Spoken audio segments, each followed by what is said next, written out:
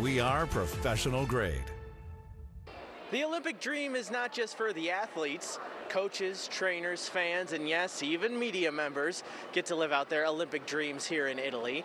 I caught up with one St. Louis native who may not be competing on the ice, but is an integral part to these Olympic Games.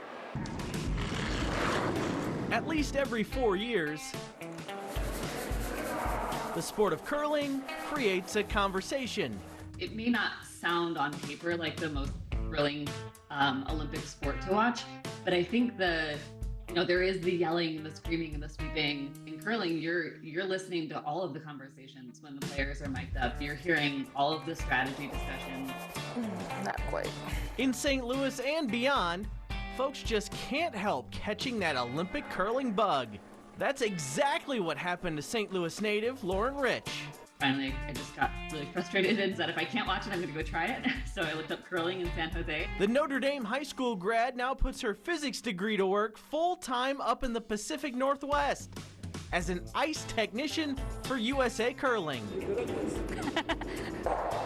I practice. It's a good balance of a science and an art. A lot of it is just feel because there's so many knobs that you're turning.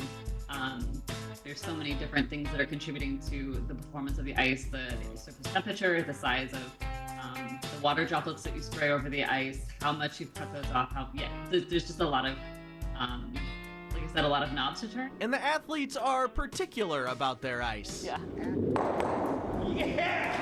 That was fantastic.